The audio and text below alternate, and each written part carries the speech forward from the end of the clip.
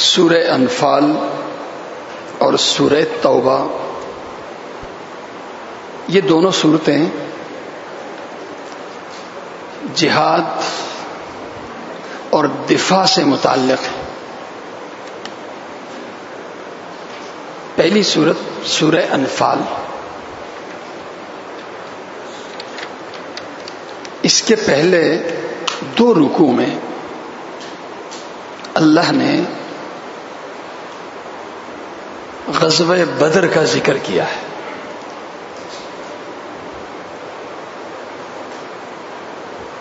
بدر ایک میدان کا نام ہے،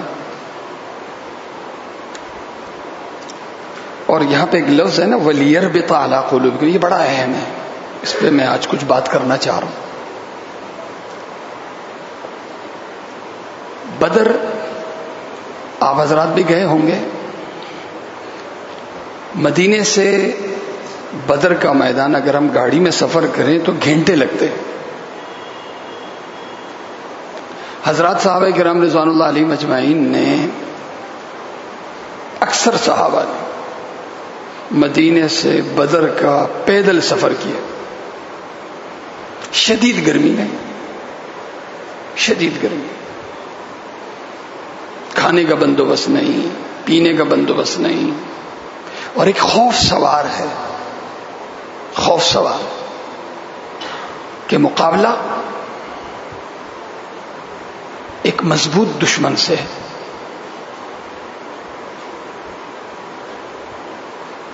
لمبا سفر طے کر کے بدر کے میدان میں پہنچتے ہیں۔ بدر کا میدان اس سال نہیں، پچھلے سال اپنی مسجد کے کچھ ساتھیوں کے ساتھ میرا بھی جانا ہوا۔ بدر کا میدان یوں ہے کہ پہاڑی ہے، ایک طرف پہاڑی ہے، اس پہاڑی پہ ہم چڑھے، اور پہاڑی کے اس طرف مسجد بھی بنی ہوئی ہے، پہاڑی کے نیچے میدان ہے۔ اس میدان میں اس پہاڑی کے قریب ایک کنواں آج بھی نظر آتا ہے، گڑھے کی صورت، اور یہ کھلا میدان ہے۔ اب تو کافی تعمیرات ہو گئی ہیں اس میں کھجوروں کا باغ بھی ہے، لیکن ابھی بھی ایک حصہ ابھی بھی میدان پڑا ہو۔ میدانی علاقے میں میدان جو ہے یہ قبضے میں ہے مشرکین مکہ کے، پہاڑی پہ ہیں مسلمان، کنواں مشرکوں کے قبضے میں،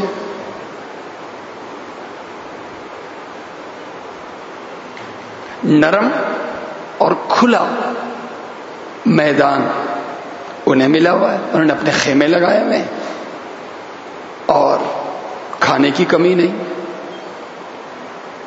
سائے کی کمی نہیں۔ صبح بھی اونٹ کے اونٹ ذبح ہو رہے ہیں، شام کو بھی ہو رہے ہیں، حتیٰ کہ موج مستی کے لیے ناچنے اور گانے والی وہ بھی اپنے فن کا مظاہرہ کرتی ہیں۔ ایک عیاشی کا، طاقت کا ایک ماحول ایک طرف بنا ہوا۔ اس پہاڑی پہ حضرات صحابہ کرام رضوان اللہ علیہ مجمعین کے لیے لیٹنے کی جگہ نہیں، اس لیے کہ یہ پہاڑی پتھر ہی پتھر، سائے کا کوئی بندوبست نہیں، پانی کا کوئی انتظام نہیں۔ جس دشمن سے مقابلہ ہے اس کے لیے ہتھیار بھی نہیں، بلکہ سب کے پاس ڈنڈے بھی نہیں، محدود تلواریں ہیں۔ اب تھوڑا تصور کریں ہمارا مقابلہ کسی ایسے سے ہو تو اندر کیا ہوتا ہو، شدید خوف اور شدید غم اندر سے کھا رہا ہوگا، اس لیے کہ سامنے موت نظر آ رہی۔ اسی کو دیکھتے ہوئے اللہ کے نبی صلی اللہ علیہ وسلم نے پہاڑ کے ایک طرف جہاں بھی مسجد بنی ہوئی ہے وہاں اپنا خیمہ لگایا،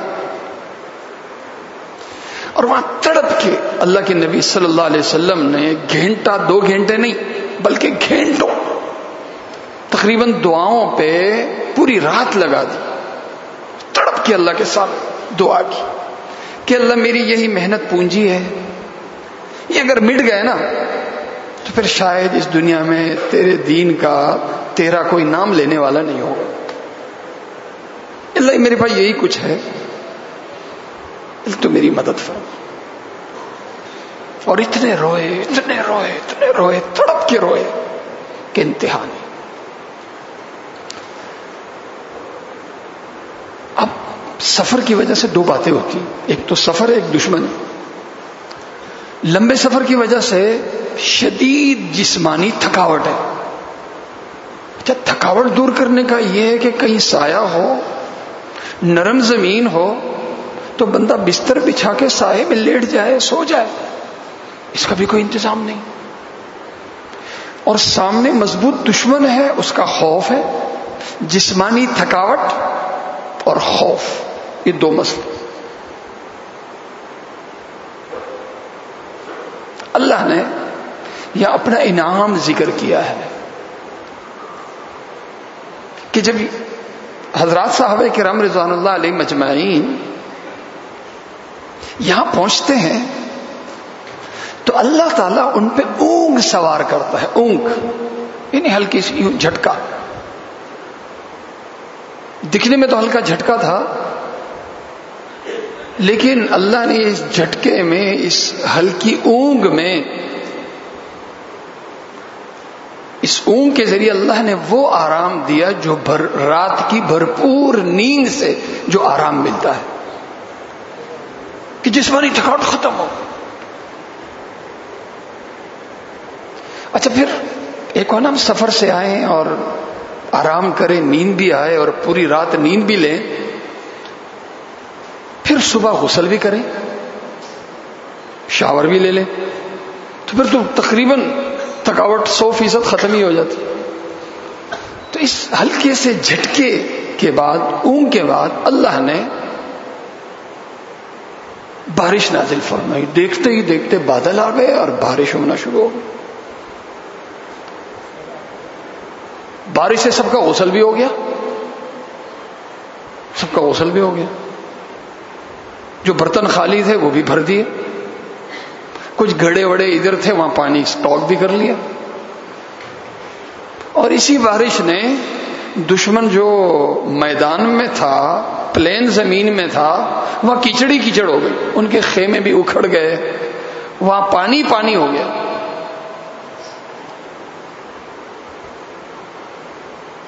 ایک دوسرا لفظ اللہ نے ذکر کیا یہاں، وَلْيَرْبِطَ عَلَىٰ قُلُوبِكُمْ. ربط کے معنی ہوتے ہیں باندھنا. باندھنا، میں جب ایک دھاگے کو دھاگے سے باندھتا ہوں اس کو کہتے ہیں، عربی میں کہتے ہیں ربط. آپس میں میں نے اس چیز کو باندھ دی. اللہ نے یہ لفظ ایک جگہ نہیں بار بار استعمال کیا ہے. حضرت موسیٰ سلام علیہ کی والدہ جب اپنے بچے کو دریا میں ڈال رہی تھی تو وہاں بھی اللہ نے یہ لفظ استعمال کیا کہ میں نے ان کے دل کو میں نے باندھا. یہاں بھی اللہ وہی ذکر کر رہا ہے کہ شدید پریشانی میں نے مسلمانوں کے دلوں کو ٹوٹنے نہیں دیا، بلکہ ان کے دلوں کو جوڑے رکھا اور باندھے رکھا.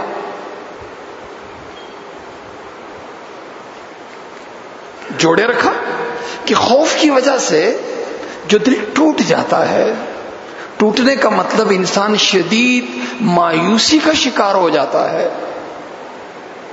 وہ مایوسی اور وہ غم جو دل کو توڑ دے، میں نے ایسا نہیں ہونے دیا.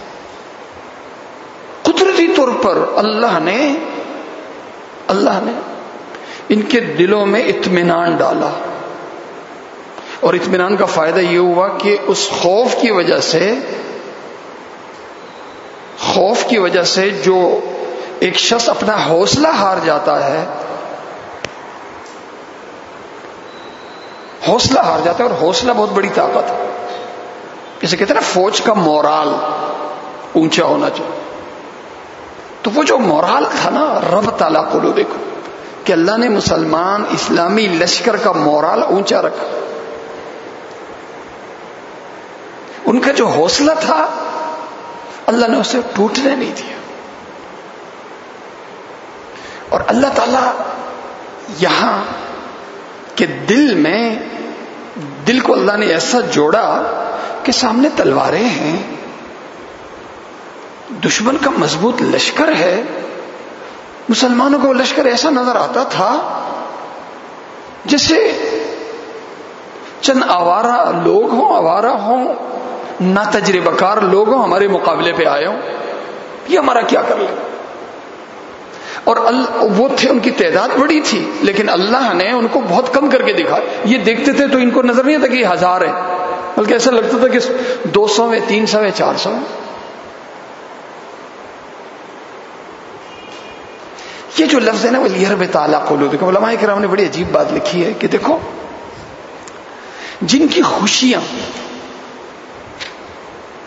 خوشی جو خوشی میں حدود کے پابند ہوتے ہیں، جو خوشی میں اللہ کے رہتے ہیں، غم میں پھر اللہ ان کا ہو جاتا ہے. جو خوشی میں اللہ سے بغاوت نہیں کرتا بلکہ اللہ کا رہتا ہے، غم میں پھر اللہ ان کا ہوتا ہے.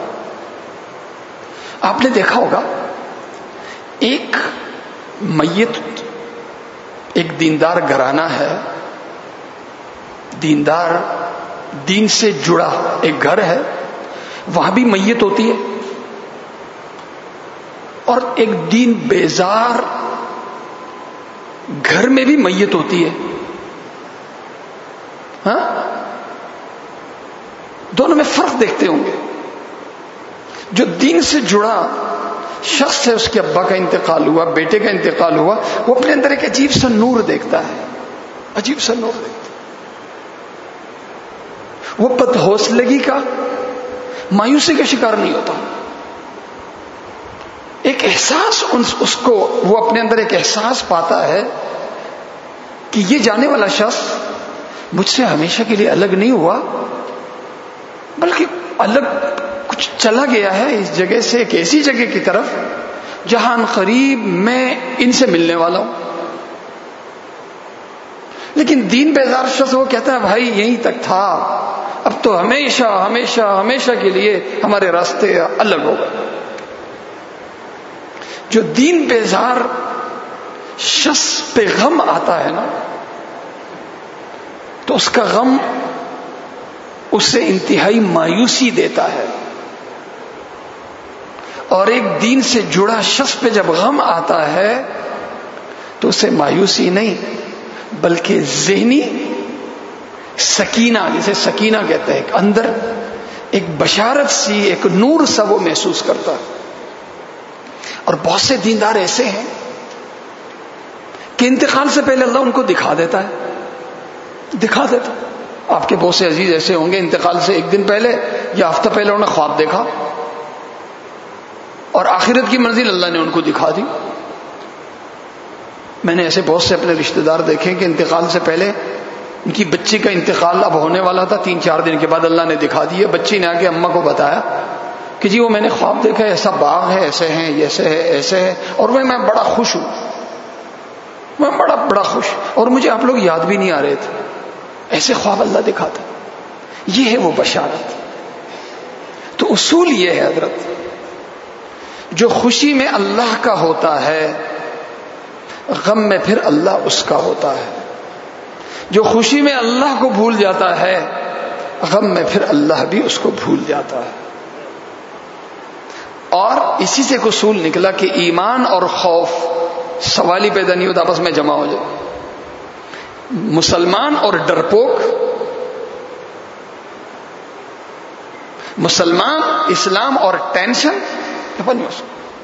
اسلام کا جو پابند ہوگا نا اسے یہ جو آج کل بیماریاں، ڈپریشن، ٹینشن، فلاں وہ ان بیماریوں سے آزاد ہوگا. ان بیماریوں سے اپنے دینداروں کو بہت کم دیکھا ہوگا کہ وہ ڈپریشن میں گئے ہوں، مایوسی میں گئے ہوں، انتہائی ٹینشن میں گئے ہوں. نہیں، اللہ ان کے دل کو جوڑے رکھتا ہے. یہ ہے ربط علی القلب. ان کے دلوں کو اللہ، ان کے دل کو اللہ جوڑتا ہے. جو دین سے جڑتا ہے غم میں اللہ اس کے دل کو جوڑتا ہے. یہی وہ چیز ہے جو ہم نے اپنے اندر پیدا کرنی. آج جو چیز ہمارے پاس ہے، دین بیزار کے پاس یا دین سے دور جو لوگ ہیں ان کے پاس نہیں ہے، وہ اگر ہے نا تو وہ دل کا سکون ہے. ہمارے پاس ایک بہت بڑی طاقت، شاید ہمارے پاس وہ دولت نہیں، وہ وسائل نہیں جو غیر مسلموں کے پاس ہے، لیکن جو چیز ہمارے پاس ہے ان کے پاس نہیں ہے. وہ کیا ہے؟ وہ سکون. ابھی کوئی 2-3 ہفتے یا مہینہ پہلے ایک سروے ہوا، لندن کی ایک یونیورسٹی نے سروے کی دنیا کے مختلف مذاہب کے لوگوں پہ. وہ ریسرچ کیا، ہندوستان بھی گئے، اسرائیل بھی گئے، افریقہ اور امریکہ کے جو عیسائی حضرات ہیں ان کا بھی سروے کیا، اور اس مسلمانوں کا بھی کیا. سب سے زیادہ اطمینان رکھنے والی قوم، اطمینان والی زندگی انہوں نے پتہ ہے کس کی قرار دی؟ مسلمانوں کی. کہ سب سے زیادہ اطمینان والی زندگی رکھنے والے اگر لوگ ہیں نا تو مسلمان. اور دین سے جو جتنا قریب ہوتا ہے اتنا ہی زیادہ وہ اپنے دل میں، اپنی زندگی میں اطمینان پاتا ہے. یہ سروے میرا نہیں، یہ سروے ان کا ہے جو سرے سے دین اسلام کو مانتے نہیں. آج اس ماحول میں ہمیں جو سکون مل رہا ہے کہ یہ سکون ہمیں کسی کنسرٹ میں مل سکتا ہے، کسی پارک میں مل سکتا ہے. اگر یہ ایک ماحول، یہاں تو الحمدللہ قرآن کی بات ہو رہی ہے، تلاوت ہو رہی ہے. میری جگہ فرض کریں یہاں کوئی ناچنے گانے والا بیٹھا ہوتا، آپ کو گانے سناتا، کچھ لوگ ہوتے ہیں ناچتے ہوتے، تو ٹھیک ہے مزہ ضرور آتا، لیکن سکون ملتا؟ بالکل نہیں ملتا. یہ وہ سکون ہے جو ہمیں مل رہا ہے. ہمیں فرق کرنا چاہیے مزے میں اور سکون. دین کے ساتھ جو وعدہ ہے نا وہ سکون کا ہے، اطمینان کا ہے. اور دنیا کی زندگی کے ساتھ اگر ہے تو وہ عارضی مزے کا ہے. اللہ تعالیٰ مجھے اور آپ سب کو عمل کرنے کی توفیق عطا فرمائے. الحمد للہ رب العالمین والعاقبۃ للمتقین والصلاة والسلام علی خیر خلقہ محمد وآلہ واصحابہ اجمعین. اللهم انا نسألك خير ما سألك منه نبيك محمد صلى الله عليه وسلم ونعوذ بك من شر ما استعاذ منه نبيك محمد صلى الله عليه وسلم وأنت المستعان وعليك البلاغ ولا حول ولا قوة إلا بالله وصلى الله تعالى على خير خلقه محمد وآله وأصحابه أجمعين برحمتك يا أرحم الراحمين.